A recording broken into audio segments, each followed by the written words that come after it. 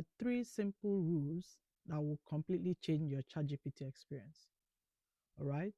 The number one rule is that you have to be specific. Okay. Now, let me show you what I mean by side by side comparison. Okay. So, you look at what we have here in the previous chat that we had. We asked ChatGPT to give us 5 healthy breakfast ideas that take less than 10 minutes to prepare. This is a little bit specific because you're telling about how long it takes to prepare. But then breakfast ideas vary from continent to continent, from country to country, right? So let's say you wanted to give you healthy breakfast ideas for in a particular location we are, depending on, let's say you're in Nigeria, for example, and you want to get healthy breakfast ideas for Nigeria. So what are you gonna do? We are going to open a new chat. I'm just going to copy this same chat, but we're going to make it more specific. Okay, so we open a new one and we paste it here. Give me 5. I would add Nigerian healthy breakfast ideas that take less than 10 minutes to prepare. So let's see what it comes up with. And it says, I love this question. Pick a Nigerian is a great combo. And I begin to see things like oatmeal with granuts and banana. It's kind of funny, but hey. Oh, akara shows up here with pap. All right. And there is also whole wheat bread with sardines. You've got boiled eggs with garden eggs. So now you begin to see a blend of some of the things that are more common in Nigeria, for example, that you can see you can mix up together to have your breakfast.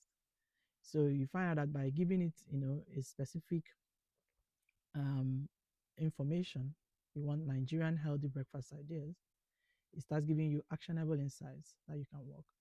If you compare that to what we had before, where we were just generic, it just says, well, Greek yogurt, avocado toast, peanut butter, green smoothie. Sometimes they're kind of the same, but when you make it more specific, I want this, or even if you wanted to if you wanted to see the difference a lot more, if you will try something like, let's say, new chart, and then you say, give me 5 healthy breakfast ideas and you don't include how long it takes to prepare.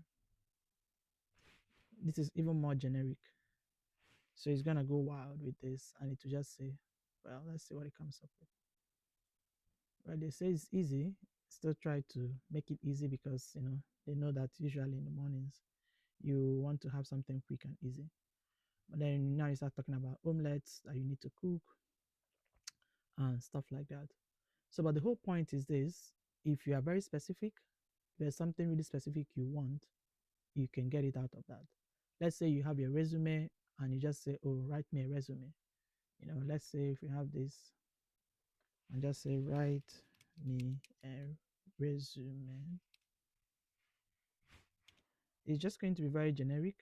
It's going to start drafting things that maybe do not particularly belong to you. It will just give you a draft, of what that resume should look like. But then imagine if you gave it some more context. Yeah, it just gives you like a template. But let's say you told it something about yourself. Oh, I have this number of years of experience. I've worked in this company, and all of that. They'll be able to give you a much more fully tailored um, resume to your background. And you see, it's requesting all that information because these are the things that will make it, even more specific. So the whole point is this: the first secret to getting better results is to be specific. The more specific you are, the better responses you get from ChatGPT. Okay, so now I'm going to show you the second rule. Number 2 is to give ChatGPT context. In other words, as much extra information as possible that it needs to be able to walk through that problem. Similar to what we had done before, which is like being more specific, context means adding more information. I'm going to illustrate that using a very simple example here, okay? So again, I'll open a new chat here. It's open. Let's say you want to write a birthday message, right? Let's say to your friend, and you just say, write me a birthday message. And you say enter. Let's see what ChatGPT will do. course, now it starts to give you different options like cards, heart, warm and heartfelt, fun and upbeat, all of that. So because it doesn't know what you want, so it's like giving you different options and it's all over the place, right? And that is why giving it context becomes very helpful. But let's say you give it extra context by giving it a prompt like this. Let me just type in this example one that I have here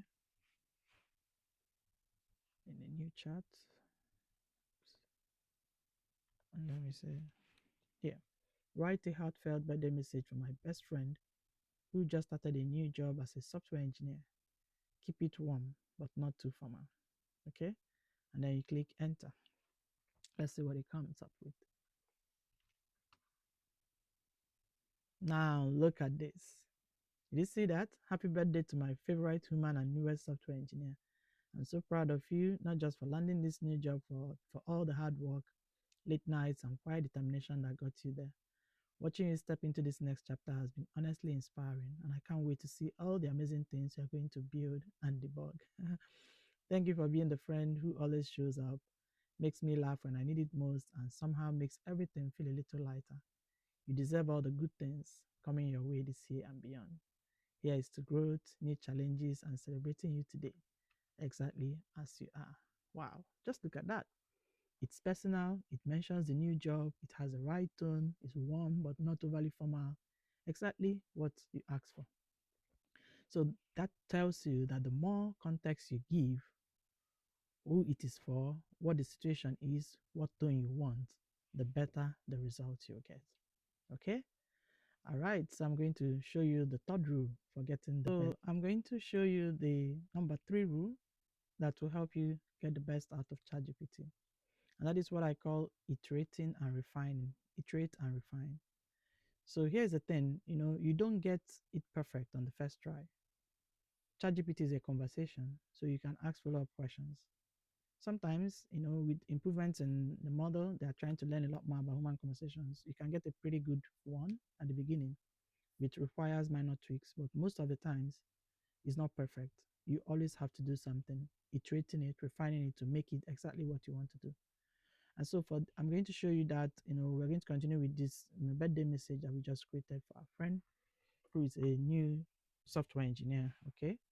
So I'm going to continue in that space because I'm iterating. Because I'm iterating, I want to continue with the same conversation. So I'll continue in the same space. All right. So I can ask you something like, can you make that shorter? Let's say you wanted to text it and this is too long. And then you can put that and let's see what it does. Yeah, there's a shorter one, just like 3 lines. Happy birthday to my favorite human and newest software engineer. I'm so proud of you and everything you worked for to get here. Watching you step into this new chapter has been amazing, and I can't wait to see all the great things you're going to do. You deserve all the good stuff today and always. See? So this is a shorter version. All right, let's say we wanted to try a different tone. We can say, can you make it more casual? Let's see what it does.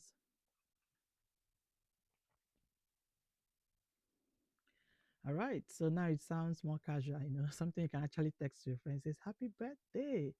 So proud of you for the new job. You seriously earned it. Watching you step into this next chapter has been so cool. I can't wait to see all the awesome things you are going to do. Hope this year brings you lots of wins, good vibes, and plenty of reasons to celebrate. So this is a more casual and relaxed version, okay? All right, and let's say you wanted to have 3 options, to choose from. You can say, give me 3 options, and let's see what it does. Boom. So there are 3 casual options that you can do with 3 different vibes. And now you have 3 completely different birthday messages to choose from.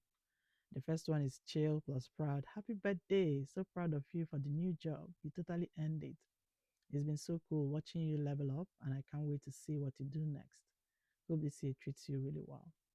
And the second option is fun and friendly. Happy birthday to my favorite human, an official software engineer. Congrats on the new job. I'm seriously so proud of you. Hope today is full of good vibes, good food, and celebrating you. Of course, we have the third option, super simple and warm. It says, Happy birthday! So excited for you and this new chapter. New job, new wins, same amazing you. Hope this year brings lots of good things your way. See? So with just this iteration, we are getting better and better, more personal, different options that we can use. So the key is this: don't accept the first result. It's usually not the best. If it's not quite right, that's okay. Just ask ChatGPT to adjust it depending on what you want and how you are feeling. For example, make it longer, make it shorter, change the tone, add more detail, try a different approach. So just think of it like working with a real assistant. You give it feedback and it adjusts until you get exactly what you want. All right. So now that you know the two rules that will make you better at using ChatGPT than 90% of people,